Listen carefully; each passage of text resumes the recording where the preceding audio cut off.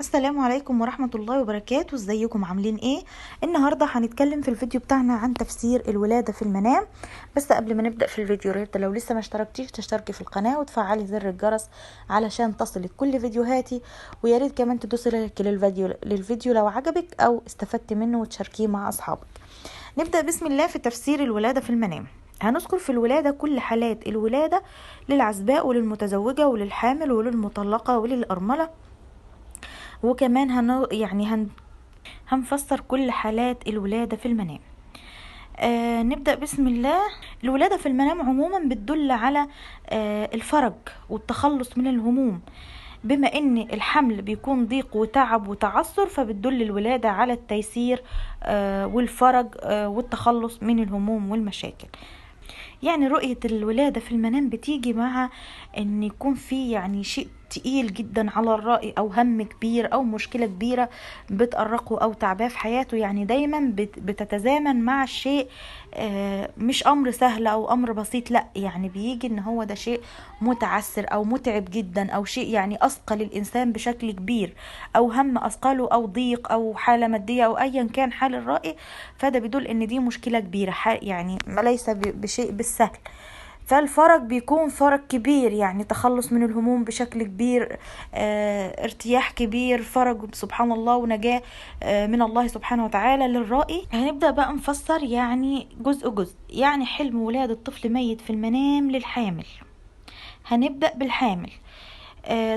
لو الحامل شافت نفسها في المنام ان هي بتولد طفل ميت، فده بيدل على انها هتكون في تعب شديد اثناء الولادة او مشاكل هتمر بيها في حملها او في ولادتها.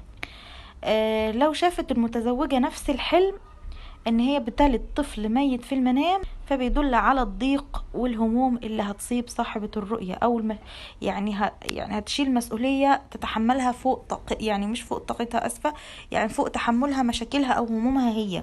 اما لو واحدة موظفة او بتشتغل او بتعمل في مجال التجارة او في اي شيء، موظفة مش ست بيت، وشافت نفسها ولدت طفل ميت، فبيدل على ان في ازمة مالية هتأثر فيها او هتمر بيها.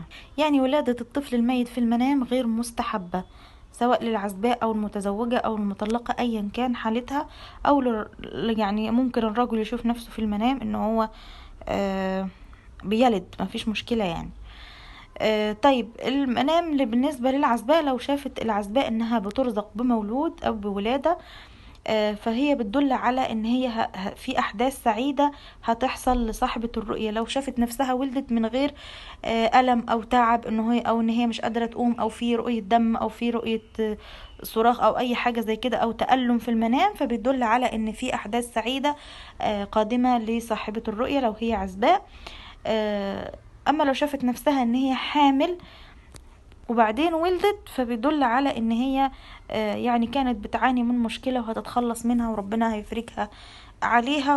وقد يكون ان الولادة للعزباء بتدل على اقتراب زواجها.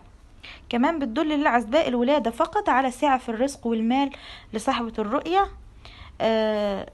وده كمان بيدل على ان هي انسانة على خلق وعلى دين.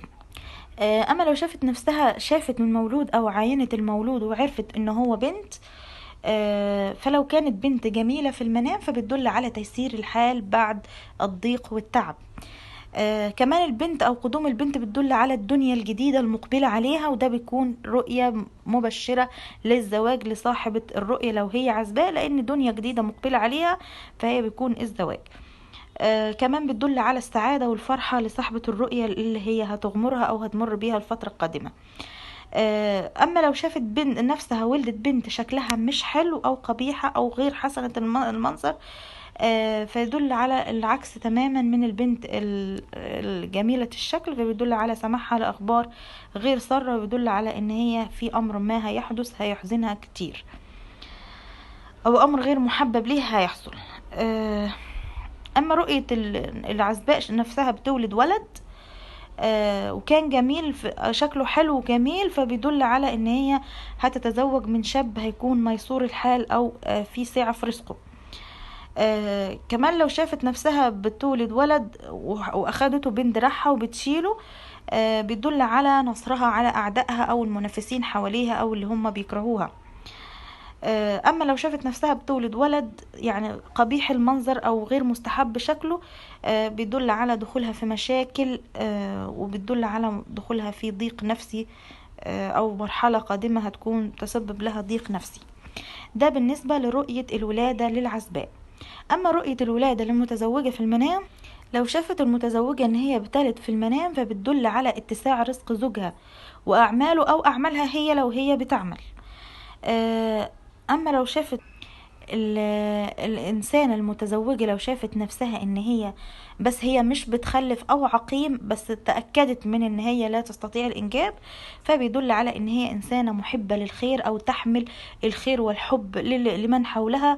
وكمان بتحمل ان ربنا بتدل اسفة ان ربنا هيعوضها بصبرها على الرزق الواسع وعلى خير كثير قادم ليها،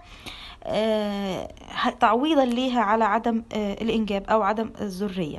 كمان رؤية الولادة ليها بتدل على فك كربها وتخلصها أو نجاتها من أمر متعب جدا ليها. فده بيدل على ان هي ان شاء الله، خاصة لو الولادة من غير تعب، بتدل ان هي ان شاء الله تتخلص من مشاكلها وهمومها والضيق اللي هي بتعاني منه، ربنا هيفك كربها عن قريب. بيدل كمان الولادة السهلة على اقتراب الفرج وحصول المراد لصاحبة الرؤية أو الشيء اللي هي منتظراه أو بتتمناه. أما رؤية الولادة في ولد أو شافت نفسها إن هي ولدت ولد، ده بالنسبة للمتزوجة، فده إذا كان شكله حلو وجميل بيدل على ارتفاع في شأنها، سواء عند زوجها، سواء عند أهل زوجها، سواء عند أهلها. كمان ممكن رؤية الولد بتدل على كثرة المسؤوليات والمشاكل اللي هتقع فيها أو كثرة الحمل عليها. أما لو شافت نفسها ولدت ولد قبيح المنظر فبيدل على مشاكل أسرية هتمر بيها، خاصة بتكون بينها وبين زوجها. أما تفسير رؤية الولادة للحامل في المنام فهي بتدل على، خاصة لو هي بدون وجع أو بدون ألم، كل ده بنتكلم عنه، على بتدل على فرج لصاحبة الرؤية، سبحان الله، بتدل على الرزق الواسع من حيث لا تحتسب. أما لو الحامل شافت نفسها بتولد توأم فبيدل على خبرين سعيدين هتسمعهم أو في حدثين هيحصلوا هيسعدوها. لو شافت نفسها ولدت طفل جميل ولد فده بيكون تيسير في ولادتها لو كان شكله حلو. أما لو كان الولد شكله قبيح فبيدل على تعثر في الولادة. أما رؤية الولادة الطبيعية في المنام فبتكون فرج وتيسير من الله سبحانه وتعالى. ورؤية الولادة القيصرة تدل على صعوبات في ولادتها، ده في حالة ان هي بتولد طبيعي في الحقيقة، انما لو هي في الحقيقة بتولد قيصري فده بيكون شيء طبيعي لان ده الطبيعي بتاعها. اما رؤية ولادة الحامل بنت، لو كان الحلم ده في اول شهور الحمل فهو بيدل على ان هي ان شاء الله هترزق بالولد او انها حامل في ولد، وهتكمل شهور حملها على خير ان شاء الله. اما رؤية انها تلد ولد في اول شهور الحمل يدل على انجابها بنت والعكس. اما لو الحامل شافت نفسها ولدت ولد وهي كانت عرفت انها حامل في ولد بالفعل فبيدل على انها يعني متخوفة من امر الولادة وبتفكر فيها بشكل كبير. ولو كان الولد اللي ولدته، لو كانت هي حامل في ولد بالفعل وشافت نفسها ولدت ولد وشكله قبيح فبيدل على ان هي تاخد بالها من صحتها او تحذير ليها ان هي تاخد بالها من صحتها في الحمل وعلى صحة جنينها. اما رؤية الولادة للمطلقة في المنام فهي بتدل على عودتها لطليقها او زواجها منه او من زوجها الاولاني زواج اخر، يعني هيتم شهور العدة وهينقطع بس بعد كده هيرجعوا بعد شهور العدة، يعني هيبقى بعقد جديد. كمان رؤية الولادة للمطلقة بتدل على تيسير الحال بعد تعثر لفترة معينة من الزمن وتخلصها من مشاكل كتيرة كانت بتمر بيها. رؤية الولادة للأرملة في المنام فهي بتدل على اتساع رزقها، وكمان بتدل على تخلصها من الهموم اللي هي كانت بتعاني منها والمخاوف اللي هي بتفكر فيها، فبتدل على ان هي ان شاء الله هتكون في مأمن منها. اما رؤية الرجل ينجب في المنام او يلد، لو هو شاب شاف نفسه بيلد بنت في المنام فبيدل على اتساع رزقه لو هو بيعمل او موظف. اما لو كان بيدرس فبيدل على توفيقه في دراسته.